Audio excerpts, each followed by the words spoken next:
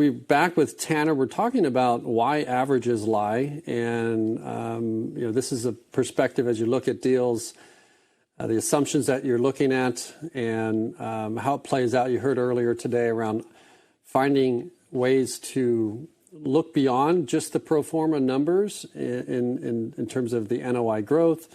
And part of that is you're seeing a lot of averages when you're seeing pro formas and investment projections. So back with us today is Tanner Bickelhaupt. Tanner, welcome back in. Yeah, good to be back. It's cool to see John. Good friends. Yeah. We've known each other for a long time, and lots of respect for the Mark Taylor and the brand, and Scott Taylor was one of my very early relationships, and so it's just pretty phenomenal how many units in the growth. So yeah. But I do love John's data. So we could talk data all day. Actually. Yeah, I can appreciate that, and I think I was trained early in life, early in my real estate career, from a sort of developer, and they always have the long-term view of things, even in the repairs and maintenance, right? I mean, a syndicator in many cases, like, I'm only in this thing for 3 years, so like, why would I fix the long-term problem? And that affects the brand, as you talked about, in many of these things.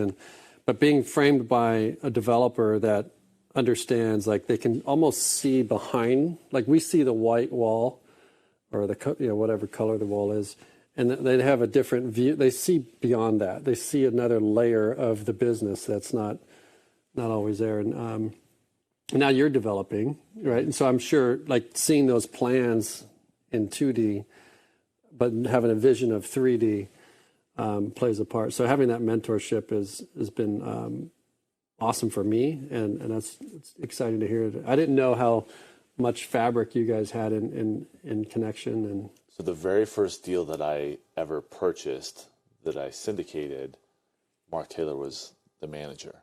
So before I entered the deal, that's who did my due diligence, and so we that's really where it all began there. And then obviously we spun off and started our own brand, but we kind of take things from all the management companies. Each one has a different strength, and but Mark Taylor with data in particular, I remember them. I've seen the data. Where they started collecting. I think he said like 1981 or very early on, in multiple data points. So it just can provide some clarity. And sometimes when things are out of skew, perhaps maybe like we are in a certain part of a cycle, it's like, oh, this is perhaps why, and maybe this will trend. So when John talked about rent growth of 3.2 or 3.8, when guys are literally, we have this discussion a lot, that they will come to and say the same thing. Hey, can we get 10% rent growth? Can we count on that? That's a very tough thing to answer. So we hope, but don't underwrite it. Right? Yeah, you'd be surprised. So. Yeah. Well, and that leads into our talk here, which is averages, and looking at even pulling off the data conversation. How important is it to look beyond just the averages? Because brokers are sending information, syndicators are looking at information, and if you're not into the weeds of things and thinking through, like you talked earlier about the customer, like, what's this going to be like for the customer in a scenario where we're improving the units and we have to back out of the unit for a couple of months or whatever. The averages from deal points can get lost in the mix. So tell me what your thoughts are on that. Yeah, I mean, I see a lot of them from, again, I'll talk like on the investor perspective, where somebody's going to be either an LP investor or maybe they're buying a deal. So like one example I can give is that, LP investors commonly will ask, so they want to see a track record, and they get it, but they're not really sure what they're looking at. So you can look and say, okay, hey, here's our, and some companies will boast, okay, we've had a 30% IRR or whatever. I'm just making that up, but a round number. But when you go through and you look, like there's there's anomalies in there. So for instance, like I have a deal recently that is near a 400% IRR, but I have another one that might be 5, right? But I'm gonna. Which one are you in? Yeah, like one's ecstatic and one's like it's okay. So that's why I'm not a particular big fan of track record. I'm more of a bigger fan of who's tracking NOI and show me the NOI growth, and we can account for the cap rate compression and all that stuff. Like those are just numbers we can put around it. But I want to see, from an execution standpoint, because I will look at deals, underwrite deals, and it'll be $10 million more, and the NOI hasn't changed. In fact, sometimes it's even gotten a little bit different where expenses are up a little bit. But because of the cap rate compression, they've been saved. So, that's that can be tough. You'll see, I saw a business plan where an investor was looking to invest. The pitch was that, let's just say that the rents were an average of $1.70 per square foot, when the rest of the comps were, $1.85 per square foot.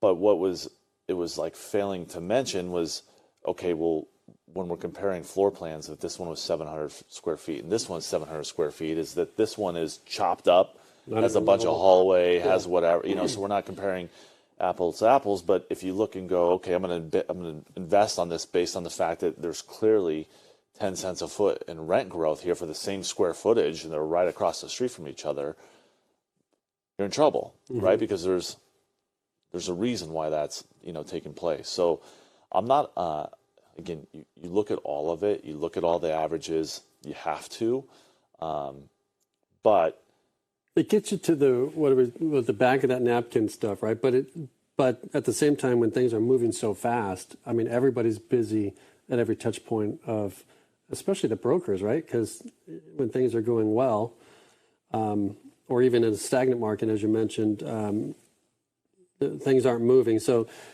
those numbers that are coming to you, oftentimes we have to expect a little bit more due diligence into them, other than just counting on those average numbers. We joke all the time with the brokers. It's always just roses, right? Like look at this asset, and it's right.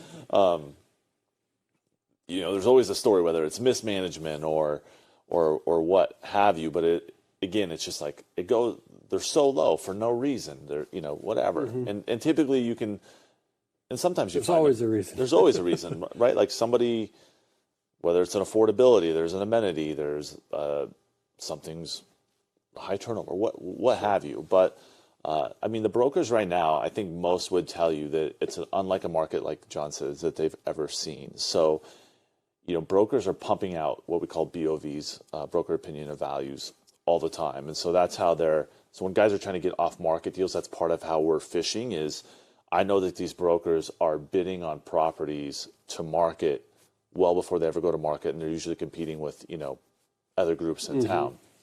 So it used to be where that's where you could walk around and say, hey, I have cash, I have this, whatever. So when they're doing the BOV, you could bring offers. And that is happening all the time, but now it's being met with, hey, here's the BOV, here's the offer, and the group's still saying, I'm still going to go to market, and odds are they're correct. So these brokers, on the cap rates that they're underwriting or where they think the market's going to go, they can't even necessarily talk about averages, anymore. It used to be like you would get skeptical on a BOV that if the high BOV was too high, that could be a bad experience, right? So they're telling you, we call it they're buying the listing, right? They're putting the carrot out, just like even if you're listing a house or whatever, you go with the high number, but it's not really realistic.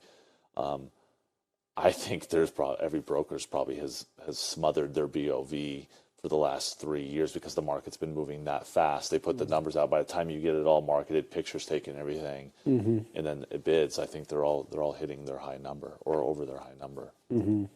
And rents, average rents. I mean, you see the movement there as well. I mean, yeah, I think I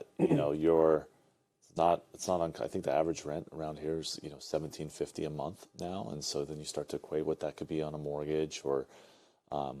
But also what you're looking at too is unit size. So a lot of the stuff that's being built as it's condensed for developers to hit their numbers, they've made smaller units, right? So they're getting more units, smaller. So, because typically, in my experience, a renter goes, I can afford $1,500 a month. I'm going to go shopping for $1,500 a month. The renter doesn't walk around and go, what can I, will this get me, am I $1.30 a foot? Am I $1.70 a foot? Yeah, maybe a commercial office tenant maybe is thinking about price per square foot, but right. a new renter is not thinking price per square foot at all. Yeah, so they're coming in, they're renting it, and they get, gosh, we know a lot of the same guys that, live in more urban areas that have, 650 square feet.